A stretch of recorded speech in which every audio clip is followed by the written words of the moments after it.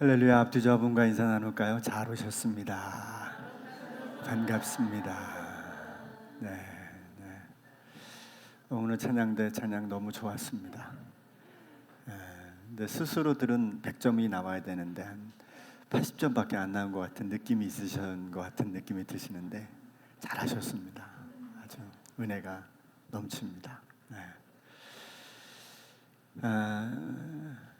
잘 지내셨습니까? 네, 이제 무더위가 한풀 꺾이는가 싶었는데 여전히 낮에는 찌는 듯하고 아주 무덥고 또 습해서 여전히 더위가 쉽게 물러나지 않는 것 같습니다. 그러나 이제 우리가 잘 알듯이 이제 9월만 되면 아침 저녁으로 선선한 바람이 오기 때문에 곧 더위는 떠나가고 곧 이제 오히려 좀 춥다 이런 때가 금방 찾아오리라고 봅니다. 차라리 그때가 좋았다 이런 생각을 하실 수도 있겠는데 이런 때일수록 건강하시고 또 오늘 아침에도 기도회 하는 내용을 이렇게 들어보면서 안에서 같이 기도하는데 이렇게 보니까 건강을 위해서 많이 기도를 하시는 내용을 들어봤습니다. 건강과 장수가 충성입니다. 앞뒤 사원과 한 번 더 인사합시다. 건강과 장수가 충성입니다. 네. 순교할 생각은 하지도 마세요. 그냥 건강하고 오랫동안 사시면 좋을 것 같습니다. 그리고 늘 바라고 기도하는 것은 저는 그렇게 기도합니다. 이 세상에 더 이상의 순교가 일어나지 않기를 그렇게 간절히 기도합니다. 굳이 순교까지 일어나야 될 이유가 없다고 봐요. 그런데도 불구하고 세상 역사는 언제나 어려움이 더 많습니다. 또 쉬운 일보다는 힘든 일이 더 많고 정의가 이기기에는 공의가 앞서기에는 불의와 부정직함이 훨씬 더 세상을 압도하는 것을 우리는 역사적으로 통계적으로 알고 있습니다. 그러나 믿음으로 붙들고 있는 사람들은 결국 이기게 되잖아요. 인디언들의 기우제를 보면 실패하지 않는데요.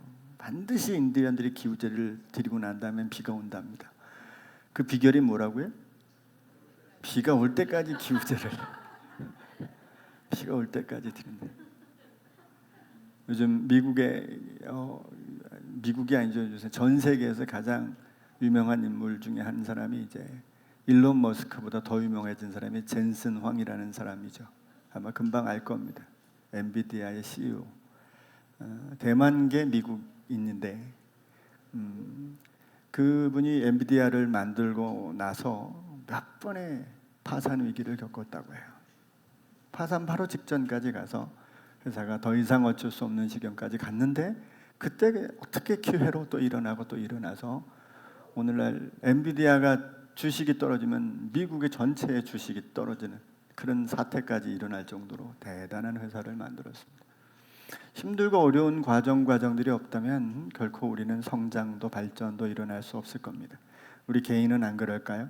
어쩌면 믿음의 형통함, 우리들의 삶의 형통할 때보다 때때로 찾아오는 이 어려움과 여러 가지 고난들이 오히려 주를 더 붙들게 하고 나로 하여금 더 겸손하게 만들고 우리 자신이 아무것도 아니고 오직 주께서 나를 붙들어 주실 때야만 비로소 일어날 수 있다라고 하는 희망을 갖게 되는 것 같아요.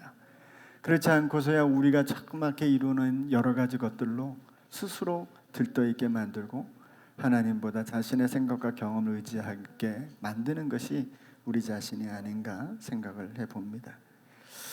오늘 우리가 읽은 본문을 가지고 하늘의 교회와 삶이라는 제목으로 아마 이게 두 번의 시간을 통해서 4장 전체와 또 5장은 다른 내용이겠지만 그래도 유사한 내용으로 하늘의 교회에 관한 내용을 함께 상고해 보도록 하겠습니다. 2장, 3장을 우리가 잘 보면서 7교회를 살펴보았습니다.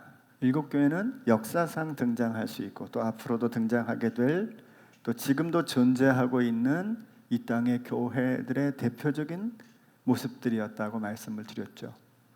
어떤 교회는 라오디게아 교회처럼, 어떤 교회는 서머나 교회처럼, 어떤 교회는 빌라델비아, 버가모, 또 4대 교회 같은 모습을 가지고 있고, 실제로는 한 교회에서도 7개의 속성을 다 드러낼 수 있기도 합니다.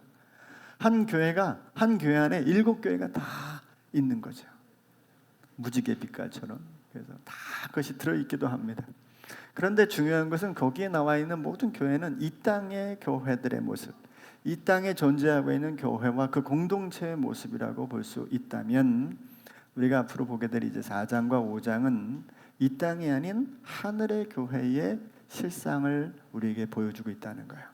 어디요? 하늘의 교회의 실상. 하늘이 도대체 뭐냐는 거예요. 하늘의 교회 도대체 뭐냐? 하늘의 교회라고 하니까 이 땅에 교회가 있고 하늘의 교회가 있다, 그렇게 나눌 수 있겠지만, 여러분 실제로 그러시기도 하죠. 그럼에도 불구하고 사실상 이걸 뭘 의미하는 게 더 핵심이냐면, 하늘의 교회와 이 땅의 교회가 분리될 수 없는 하나의 교회라는 겁니다.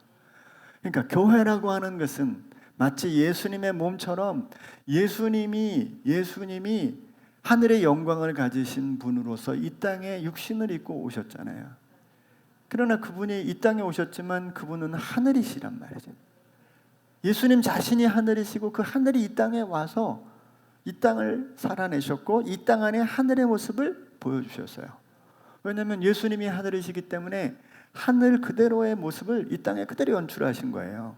그대로 드러내시는 겁니다. 한 사람이 아프면 당연히 치유가 일어나게 되고, 죽은 자들도 당연히 살아나는 일도 하늘이 이 땅에 오셨기 때문에, 하늘이 그 안에 계시기 때문에 가능한 일인 거예요.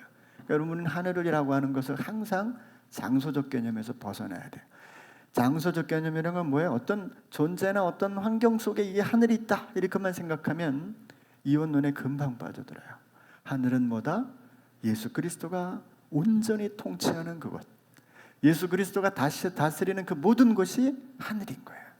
그러니까 여러분, 이 세상도 하나님이 그 아들로 이 땅에 오셨기 때문에 이 땅도 하늘이 열린 것이고 하나님의 나라가 지금 세워져 있는 것입니다. 당신은 지금 하늘로 가셨다고 우리가 성경에 기록하고 있지만, 성령을 통해서 오늘 우리가 봐야 될 말씀 중에 7영을 통해서 온 세상 가운데 그의 영으로 충만케 하사 당신의 나라가 이 땅 가운데 깃들여 있게 하고, 지금은 겨자씨 하나처럼 잘 안 보이고, 지금은 값진 진주를 찾아 헤매듯이 우리가 그 나라를 더 갈망하고 찾아가야 되는 그런 상황 속에 있지만, 그 나라를 발견하는 사람은 그것이 비록 황무지 같은, 전혀 기대할 수 없는 곳과 같은 곳에 있다고 할지라도 그 나라가 발견되면 자기의 모든 삶을 다 처분해서라도 그 나라의 삶을 살아내게 만드는 그 하늘이 지금 이 땅의 교회 안에 숨어져 들어와 있다는 거예요. 그것을 보여주는 가장 가까운 공동체가, 가장 근접한 공동체가 교회인 겁니다. 그러니까 교회는 하늘의 모습을 보여주는 게 본질적인 사명이에요. 교회 사명이 뭐라고요? 하늘의 모습을, 그 본질적인 모습을 교회에서 보여줘야 되는 거예요. 여러분, 이게 교회에 대한 사명이 막중합니다. 사람들을 많이 교회 안으로 데리고 와야지, 이거보다 더 중요한 사명이 여기 있어요. 교회가 하늘의 모습을 보여주는, 하늘의 모습이 이런 거라는 걸 보여주는 모습이 될 때 교회가 진짜 교회다워지는 거예요. 여러분, 우리가 그런 교회가 될 수 있도록, 그런 공동체로 세워가기를 날마다 기도해 주시길 바랍니다. 모든 무거운 짐이 우리 교회만 오면, 우리 형제를 보면, 우리 자매를 보면 그 무거운 짐이 그냥 눈 녹듯이 풀려나가면 너무 좋아요. 저는 그런 것 같아요. 저는 여러분들 보면서 그냥 눈 녹듯이 그냥 쫙 풀려. 화장을 어떻게 하고 오셨던, 외적인 모습이 어떻게 하고 오셨던, 그건 아무 상관이 없어요. 그냥 얼굴 보면 쫙 풀려져. 제가 이렇게 복된 목사인 거죠. 여러분은 어떻습니까? 괜히 딱 하면 이가 꽉 물어집니까? 어떻습니까? 마음에 이 무거운 짐이 좀 풀리십니까? 좀 풀리셔야 돼요. 그게 안 돼 있다면 우리에게 아직 가야 될 길이 더 많이 남아 있다는 겁니다. 물론 완전할 수 없을 거고 우리가 다 해결해 줄 수 없겠죠. 그러나 우리는 그런 공동체의 모습을 지향해 가야 됩니다. 하늘의 교회가 이 땅 가운데 내려앉은 진정한 무지개 교회 되기를 바랍니다. 오늘 보니까 그 성경 말씀을 보니까 보좌 위에 무지개가 둘려 있다. 괜히 기분 좋더라고. 네? 우리 교회 주님의 보좌가 날마다 드러날 수 있도록 주님의 좌정하심이 여러분 분명한 사실 하나는 주님이 우리의 공동체 안에 좌정하고 계심을 여러분 믿습니까? 드러내느냐 안 드러내느냐는 우리에게 달려있는 건데 그것이 날마다 드러났으면 좋겠습니다.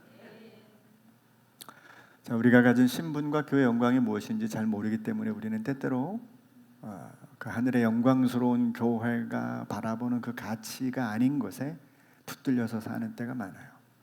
교회 말고도 우리 공동체 말고도 우리 집에서나 우리가 일을 하거나 우리 뭐 살아갈 때 엄한 것들에 붙들려가지고 온 마음이 그냥 막 감당할 수 없는 고통 가운데 있을 때가 많아요. 그죠?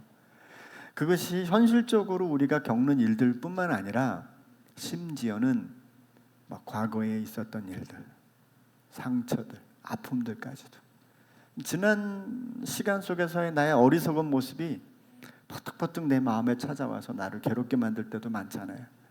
또 우리가 얼마나 실수가 많고 연약함이 많습니까? 제가 얼마나 요새 멍청한 삶을 사는지 지하철을 탔거든요.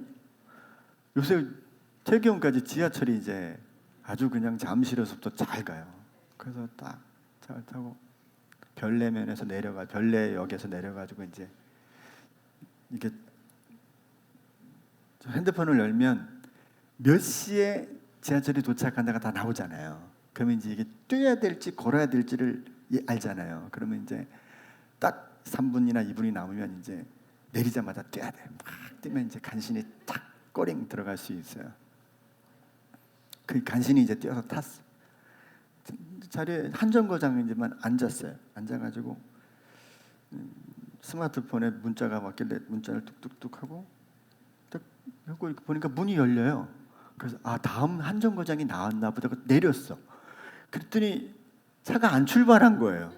그냥 문만 잠깐 열어놨다가 누가 늦게 왔는지 문 잠깐 열어놨다가 다시 닫은 거지.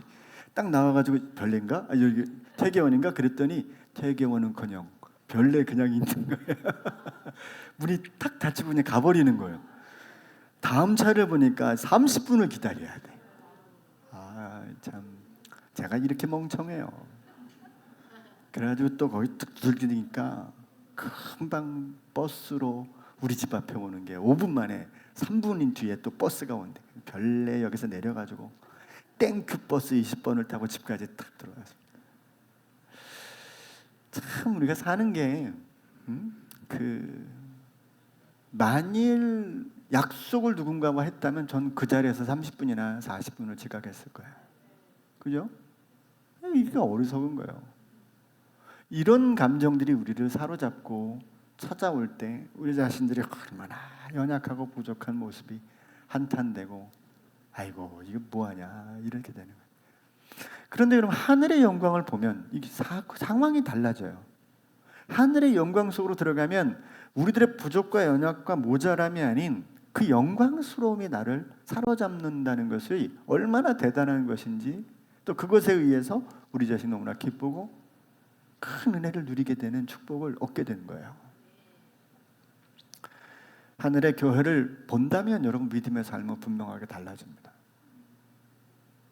여러분 마음속에 한번 두들겨 보고 싶어요. 하늘의 교회를 보고 살고 있는가?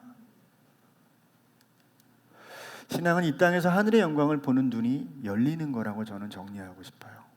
나는 비록 우리의 눈에 보이는 이 무지개 교회라는 이름으로 지어진 이 공동체를 다니고 있지만 정말 이 공동체 안에 세우신 하나님의 교회가 정말 영광스러운 하늘의 교회가 드러나는 일들이 보여질 때 그 하늘의 영광이 가득한 그 교회가 내 눈 안에 내 마음 깊이 깨달아질 때 우리들의 신앙의 좌표가 탁 정해지는 거예요.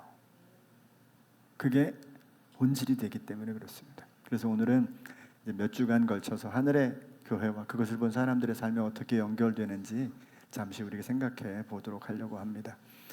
먼저 우리는 하늘을 보여주신 주님을 먼저 보게 돼요. 4장 1절을 우리 같이 읽어볼까요? 시작.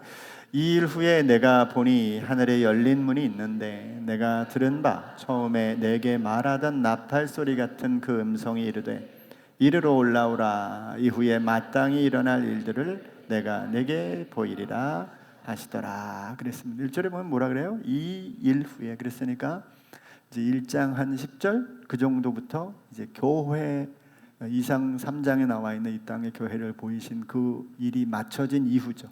그게 언제쯤인지는 잘 모르지만 일단 그 일이 일단락 지어지고 하늘에서 그 처음에 부르신 그 나팔 소리 같은 음성이 들려와서 올라와라 그랬어요.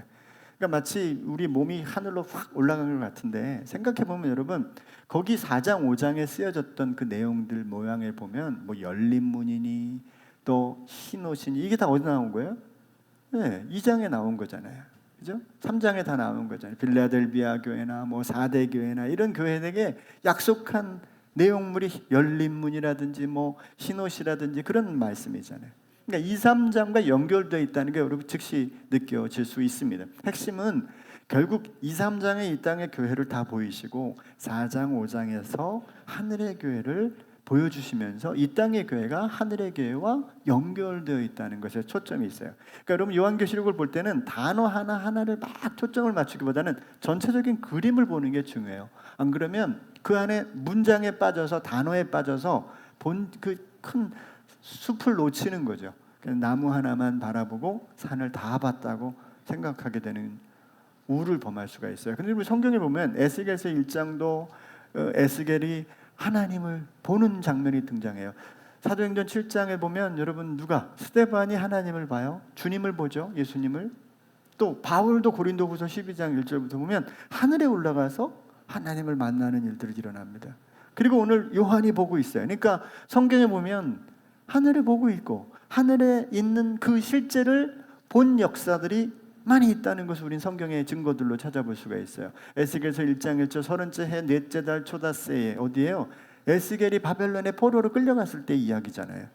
그가 포로로 끌려가서 그발 강가사로 잡힌 자 중에 있을 때에 하늘이 열리며 하나님의 모습이 내게 보였다. 에스겔은 그 이방 나라 땅에 포로로 끌려갔어요. 여호와긴 왕과 더불어 포로로 끌려간 그 장소에서 하나님을 보았어요. 사도행전 7장 55절에 보면 스데반이 성령 충만하여 하늘을 우러러 주목하여 하나님의 영광과 예수께서 하나님 우편에 서신 것을 보고 예수께서 하나님 우편에 서신 것을 봤다니까 하나님 자리에 서 있는 거예요. 이게 하나님 계시고 옆에 있는 게 아니라 하나님 자리에 지금 예수님이 계신 거잖아요. 56절에 보면 말하되 보라 하늘이 열리고 인자가 하나님 우편에 서신 것을 보노라. 여러분 스데반이 정확하게 죽은 이유는 여기 있어요. 하늘을 본다는 이유로 죽은 거예요. 그 사람들이 가만두지 이게 하늘을 본다고 하나님을 본다고 돌 들어 그래서 때려 죽인 거예요. 하나님을 봤다고 죽은 겁니다. 하늘을 봤다고. 고린도후서 12장 2절 보면 내가 그리스도 안에 있는 한 사람을 아노니 이게 자기 자신이거든요. 겸손히 부득불 자랑하지 않으려고 이런 얘기를 하는 겁니다. 다 제3인칭으로 용법을 바꿔서 그는 14년 전에 셋째 하늘에 이끌려간 자라. 그가 몸 안에 있었는지 몸 밖에 있었는지 나는 모르거니와 하나님은 아시느니라. 그가 낙원으로 이끌려가서 말로 표현할 수 없는 말을 들었으니 사람이 가히 이르지 못할 말이라. 사도 바울도 봤잖아요. 또 지금 우리가 읽은 본문에 요한도 보고 있는 거예요. 이 세 가지 특징이 있어요. 이 본자들의 특징 뭐냐면 땅에 거하고 있는 중에 하늘을 본 거예요. 하늘로 뿅 하고 올라가서 본 게 아니에요. 그래서 많은 이 전천년론자 혹은 세대주의를 가리키는 사람들은 이게 올라오라 이래서 이제 올라간 걸로 막 해석하는 사람들도 있어요. 아니 오늘 4장 2절에도 보면 성령에 충만하여 성령에 감동되어 이렇게 표현하고 있는 건데 올라간 게 아니에요. 이 땅에 있는 거지. 또 그들의 삶이 그대로 지금 펼쳐지고 있는 겁니다. 이 땅에 있다는 건 곧 뭐예요? 요한에게 따지면 반모에 있는 거예요. 반모섬이라는 곳에 있는 것이고 스데반으로 따지면 돌들을 들고 자기를 죽이려는 그 죽음의 현장에 그대로 있는 거예요. 그대로 있는 거예요. 그죠? 성경에서 사도 요한은 말고 세례 요한은 한 번의 기적도 드러나지 않습니다. 그죠? 세례 요한, 그 위대한 세례 요한이 무슨 기적을 행한 게 성경에 나와 있어요? 하나도 없어요. 그냥 이 세상에 와서 목이 잘려 죽은 겁니다.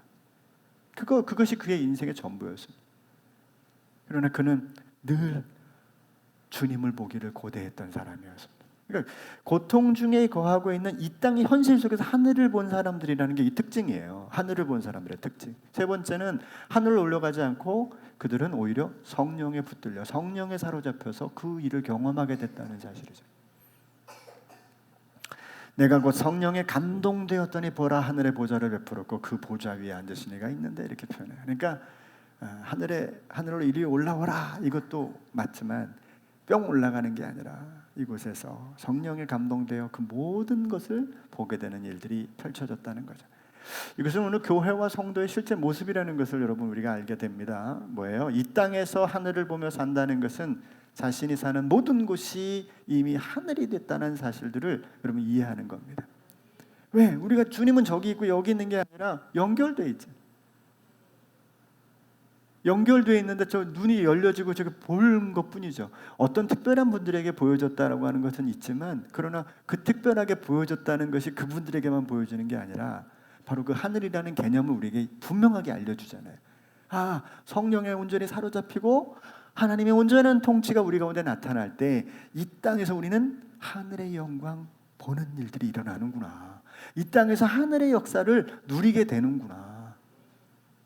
예수님께서 그래서 이 땅 가운데 하늘의 영광이 있음을 보여주신 거예요. 병든 자를 고치고 죽은 자를 살리시고, 그리고 이 땅에서 하늘로 올려가시면서 그 상황을 보이시고 다시 오리라. 그리고 뭐라고? 내가 너희와 세상 끝날까지 함께 있겠다. 그러니까 하늘을 우리 가운데 열어놓은 거죠. 그러니까 여러분, 이게 무슨 돛 닦는 듯이 이미 너희는 열반했느니라, 이미 너희는 하늘이야, 이런 걸 얘기하는 게 아니라 이미 우리가 있는 곳에 하나님의 완전한 통치가, 온전한 통치가 우리 가운데 있다. 그리고 우리 가운데 하나님의 나라가 펼쳐져 있다. 이것을 우리가 믿고 사는 일이 굉장히 중요하다는 거예요. 에베소서 2장 3절부터 한번 볼까요? 자, 우리 같이 읽어요. 시작. 전에는 우리도 다 그 가운데서 우리 육체의 욕심을 따라 지내며 육체와 마음에 원하는 것을 하여 다른 이들과 같이 본질상 진노의 자녀이었더니 긍휼이 풍성하신 하나님이 우리를 사랑하신 그 큰 사랑을 인하여 허물로 죽은 우리를 그리스도와 함께 살리셨고 너희는 은혜로 구원을 받은 것이라. 또 함께 일으키사 그리스도 예수 안에서 함께 하늘에 앉으셨다. 이거 여러분, 우리 자리가 하늘이라 하는 거야. 우리 자리를 이미 하늘에 앉혔다는 거죠. 여러분, 영문 NLT 성경을 번역한 것을 제가 이렇게 번역을 해놓으니까 이렇게 번역이 되는 거예요. 그 구글 번역입니다. 그대로 번역입니다. 그리스도 예수와 함께 우리를 죽은 자 가운데 살리시고 함께 하늘에 앉히시니. 왜냐하면 우리가 그리스도 예수와 연합하였기 때문이다. 이렇게 얘기해요. 우리가 그리스도와 함께 연합되었다는 것이 이미 우리가 하늘에 앉았다는 의미인 거예요. 우리의 자리는 어디예요? 하늘의 자리입니다. 우리의 자리는 어디예요? 예수 그리스도가 사셨던 그 자리. 예수 그리스도가 나를 통해서 사시는 그 자리가 우리의 자리라는 사실을 여러분 꼭 기억하셔야 됩니다. 이게 처음엔 잘 안 돼요. 안 될 수 있어요. 저도 완벽하게 된다는 건 아닙니다. 매 순간 현실에 사로잡히고, 그러잖아요. 지하철 타고 있다가 내렸다가 이게 뭐지? 여러분 생각해 보세요. 저의 그 멍청했던 그 순간을 아무도 없는데 나 혼자 앉아가 서가지고 별내면에 별내역에 혼자 서가지고 어디로 가야 될지 잠깐 방황하는 저를 한번 생각해 보시라고. 무슨 짓이에요 그게? 그러나 하나님이 우리와 함께 있다라고 하는 그 짧은 순간에서의 생각들이 금방 나를 사로잡도록 우리 마음을 열어야 돼. 이 세상의 것들에 사로잡히게 되는 이유는 그 하늘이 보이지 않기 때문이고, 세상에 붙들리는 만큼 하늘을 못 보고 살게 되는 거예요. 여러분, 자꾸 하늘의 문을 자꾸 열어야 됩니다. 하고요. 그러니까 여러분 뭐 저는 그렇게 봐요. 내가 물질적인 풍요를 좀 누리고 싶다 그런 마음이 있으신 분들은 그 풍요를 누리는 꿈을 자꾸 꾸시는 거야. 예. 그거 자꾸 머릿속에 그게 있어야 돼요. 머릿속에. 그게 없으면 그 다음 이렇게 진보가 일어나기 되게 어려워요. 예. 공부를 잘하고 싶다 우리 학생들 중에. 그러면 공부를 잘한 이후의 삶이 자꾸 내 안에 있어야 돼요. 열심히 잘해서 그 다음에 사람들에게 칭찬받고 인정받고 또 내가 그 다음 단계가 내 눈에 보여야 그 다음에 할 수 있는 거예요. 머릿속에 그게 없으면 불가능하죠. 뭐 올림픽 선수들도 똑같지 않을까요? 그 뒤에 이 다음에 뭐가 있어야지. 협회로부터 뭘, 요새 협회라는 말 나오면 안 되지만 뭘 받는 거 뭐가 있어야지. 그게 보여야지. 그래야지 달려갈 힘이 있는 거고 버틸 힘이 있는 거 뭐 그러잖아요, 그죠? 하늘의 영광도 똑같은 거예요.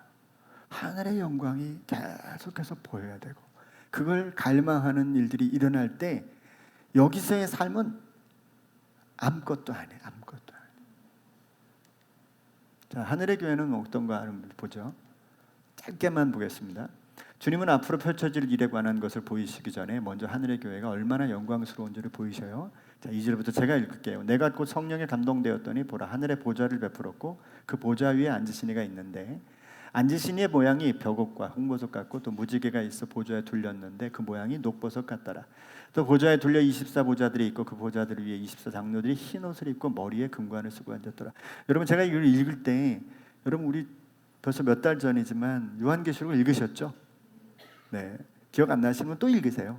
계속 읽으세요. 적어도 머릿속에 요한계시록이 대충은 머릿속에 있으셔야 이게 이해가 좀 됩니다. 이번 기회에 요한계시록은 꼭 좀 해놓고 지나가시죠.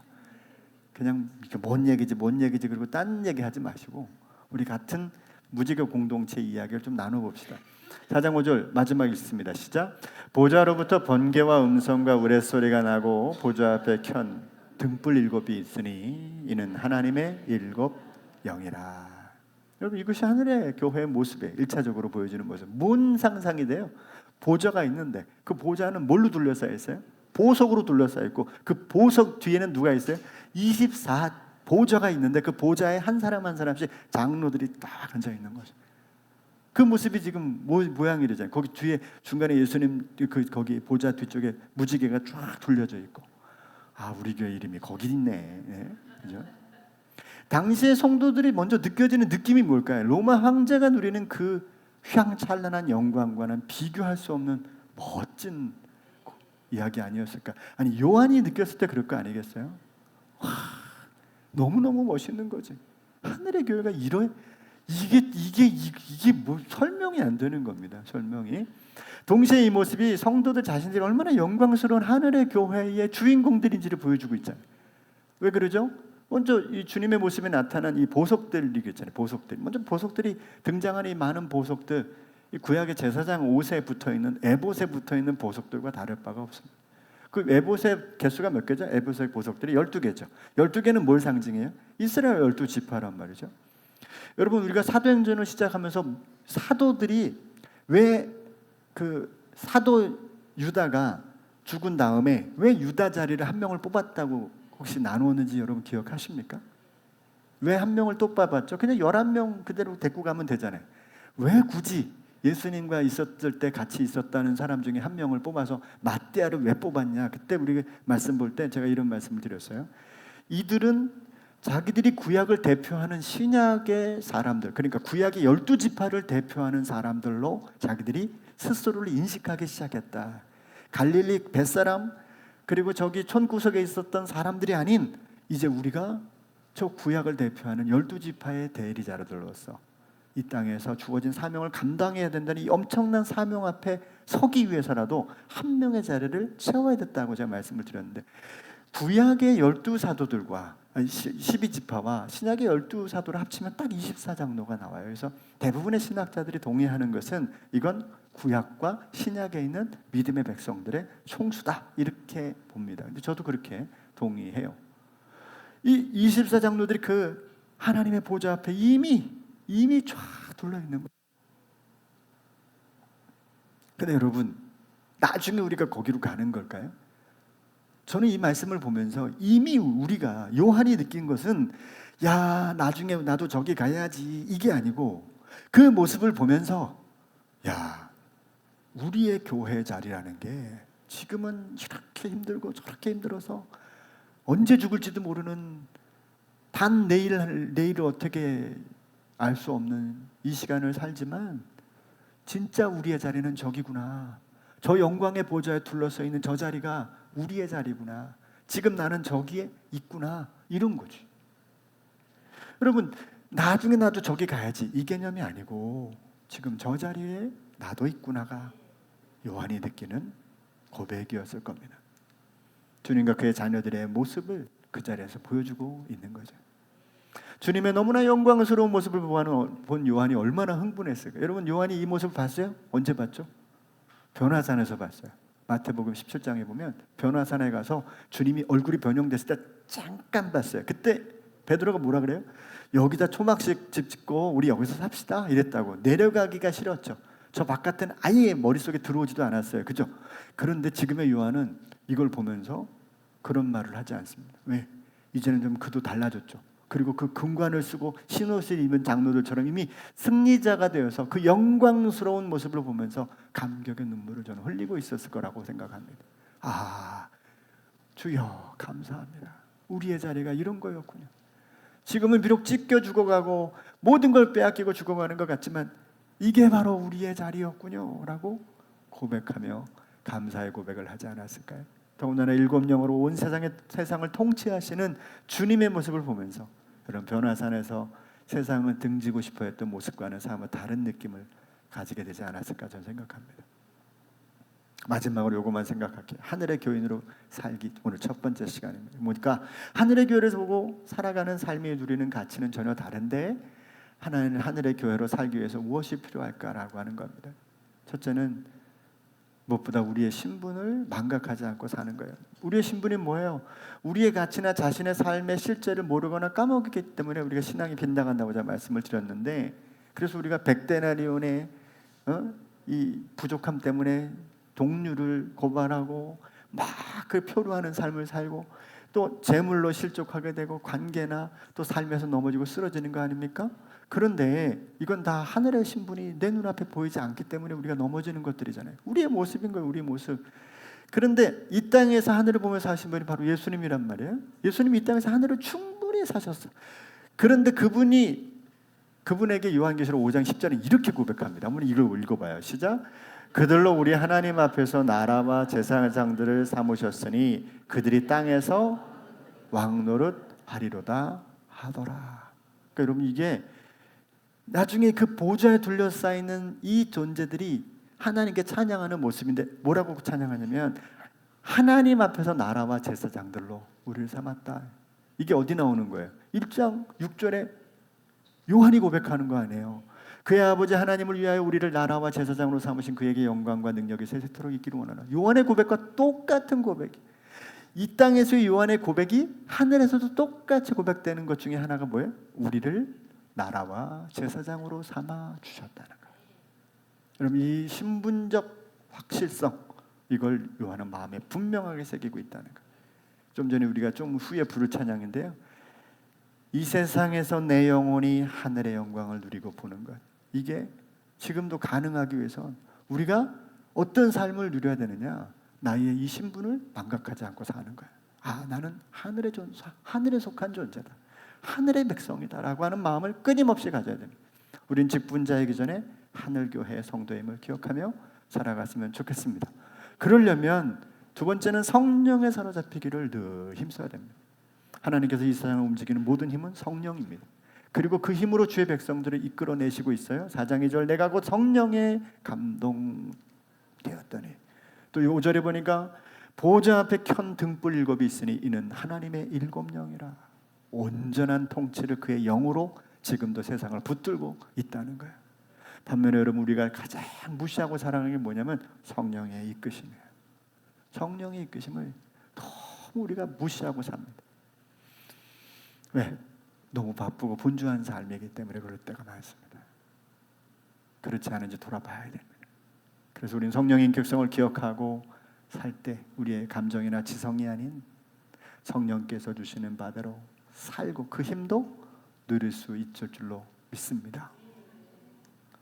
우리가 알듯이 신앙은 우리의 힘과 노력으로 되는 것이 아니기 때문에 때때로 우리의 열심이 헛되게 끝날 때가 많습니다. 그러므로 우리가 할 일은 성령을 더 갈망하고 기대하는 거예요. 할렐루야.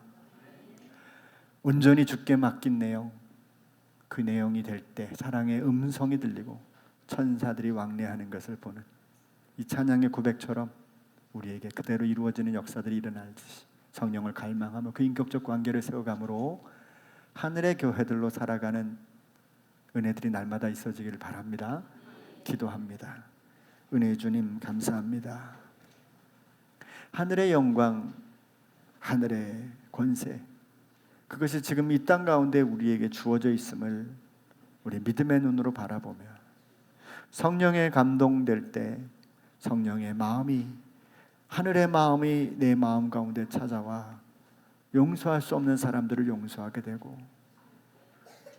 낭망하고 좌절할 수밖에 없는 상황 속에서도 소망과 기쁨으로 찬양으로 나아가게 됨을 저희들이 알고 있습니다. 주여, 우리에게 일곱 영으로 가득한 그의 놀라운 통치 속으로 들어가는 은혜가 날마다 일어나게 하여 주시옵소서. 우리의 시선은 언제든지 세상을 향하게 되고 우리의 귀는 언제든지 세상 겉에 열려있는 연약함 가운데 있지만 주여, 주의 영으로 우리를 이끌어 주시고 우리의 손을 붙잡으시며 우리의 귀를 열어주시고 하늘의 영광 바라보며 사는 주의 백성들 되게 하여 주시옵소서. 예수님의 이름으로 기도드립니다. 아멘.